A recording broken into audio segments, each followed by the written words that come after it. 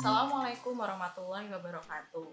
Perkenalkan, kami dari kelompok minggu kelima paralel K8 akan menyajikan materi minggu kelima yang berjudul Perencanaan Manajemen. Namun pertama-tama izinkan saya memperkenalkan anggota kelompok saya terlebih dahulu. Pertama-tama saya Kalista Nabila, lalu ada teman saya Ahmad, yang kemudian ada teman saya Ausafa, dan ada teman saya Mila, dan juga ada teman saya Elsa Dira. Selamat menikmati. Sebelum masuk lebih dalam ke dalam materi perencanaan manajemen, pertama-tama apa sih perencanaan itu? Perencanaan sendiri artinya merupakan proses penentuan dari suatu tujuan dan juga menentukan tahapan-tahapan yang harus dilalui untuk memperoleh tujuan tersebut. Lalu, tujuan perencanaan itu sendiri untuk apa ya? Tujuan pertama adalah untuk menyusun standar pengendalian. Tujuan kedua adalah meminimalisir keborosan dan juga limbah yang biasanya dihasilkan oleh suatu perusahaan. Yang ketiga adalah mengurangi ketidakpastiannya outcome dari perusahaan. Karena mengapa? Karena apabila ada perencanaan yang pastinya kita akan lebih tahu, lebih pastinya outcome yang akan dihasilkan oleh perusahaan itu akan seberapa banyak atau seberapa besar. Tujuan yang terakhir adalah memberikan arahan bagi organisasi, karena dengan adanya perencanaan yang baik, tentunya organisasi tersebut akan berjalan ke arah atau jalan yang lebih pasti. Perencanaan sendiri merupakan suatu kegiatan yang terkoordinasi yang dilakukan agar suatu tujuan itu dapat tercapai. Nah, perencanaan sendiri ada yang namanya perencanaan formal dan juga non-formal, di mana formal itu biasanya perencanaan yang berupa aturan yang tertulis, sedangkan yang non-formal itu biasanya merupakan diskusi antara anggota dari organisasi tersebut. Nah, terima kasih Bella sudah menjelaskan tentang pengertian, jenis, dan tujuan perencanaan. Iva lagi baca apa tuh? Ini aku lagi baca artikel tentang Tesla Incorporate. Itu loh perusahaannya si Elon Musk. Nah, di sini juga dibahas tentang strategic manajemennya juga loh. Oh, setahu aku, strategi itu keputusan atau tindakan yang menentukan kinerja jangka panjang suatu organisasi. Nah, pentingnya ada strategi ini karena bisa menghasilkan kinerja yang tinggi, meneruskan manajer sehingga organisasi bisa beradaptasi dengan perubahan dan membantu fokus pada tujuan. Aku pernah baca tentang tipe strategi korporat. Nah, yang pertama itu ada growth atau ekspansi pasar dan produk baru. Terus yang kedua ada stability, yaitu menjaga posisi yang ada saat ini. Dan yang terakhir ada renewal atau peninjau kelemahan organisasi yang menyebabkan penurunan kinerja. Nah, selain itu juga ada strategi bersaing.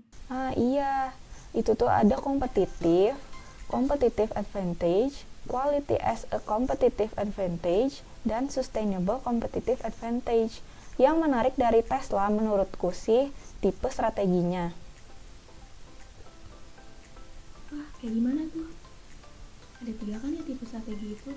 Yang pertama ada cost leadership, yaitu dengan berusaha mencapai total biaya keseluruhan rendah relatif dari pesaing. Terus yang kedua ada diferensiasi, yaitu dengan membuat produk baru atau layanan yang unik sehingga konsumen mau membayar dengan biaya mahal sekalipun. Terus yang ketiga ada fokus strategi, yaitu menggunakan biaya atau keunggulan dari diferensiasi tadi untuk mengeksploitasi segmen pasar tertentu. Nah, ini poin unik dari Tesla menurut aku, Fa. Karena mereka pakai strategi yang kedua dan ketiga, yaitu diferensiasi dan fokus strategi.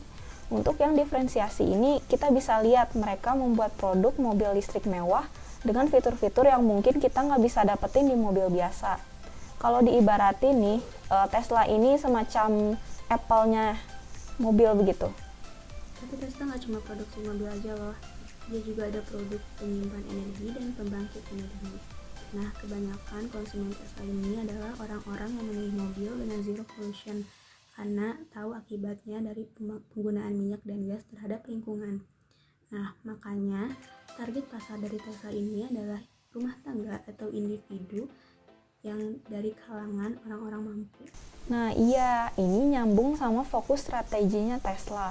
Kelihatan banget kan mereka emang membuat segmentasi pasar dan berusaha mengeksploitasi segmen pasar tertentu. Dalam hari ini ya kalangan orang kaya.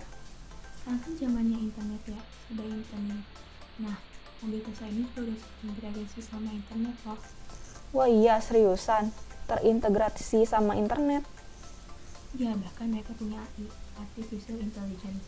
Jadi, karena mereka punya AI ini, makanya mobil Tesla itu bisa nyetir sama parkir sendiri. Jadi kayak autopilot gitu. Wah, keren. Kalau gitu mereka punya satu hal lagi strategi nih di bidang inovasi. Dengan terintegrasinya mobil sama internet, bahkan punya AI, ini kita bisa sebut radical breakthrough in products di bidang inovasi. Emang keren banget ya Tesla. Hai, aku Grab, penyedia moda transportasi terbesar di Asia Tenggara. Kalian tahu jasa-jasa yang aku tawarkan seperti transportasi, makanan, hingga yang lainnya. Aku juga sering memberi promo hingga 50%. Aku juga berada di berbagai negara sehingga jika kalian lagi di luar negeri dan butuh jalan-jalan, aku siap membantu. Pasti kalian pengen kan jalan-jalan dan belanja makanan dengan promo? Makanya pilih Grab, promo aku banyak. Hai, aku Gojek. Aku adalah moda transportasi terbesar di Indonesia. Promo aku sih nggak terlalu menguntungkan dan nggak terlalu banyak. Hanya ada di beberapa restoran dan biasanya promonya hanya beberapa persen saja. Tapi tampilan aku benar-benar easy to use dan enak banget untuk dilihat. Dan jangan lupa, aku ini produk asli Indonesia loh. Produk anak bangsa. Sekarang aku juga nggak cuma ada di Indonesia kok. Aku ada di beberapa negara di Asia Tenggara yang lain.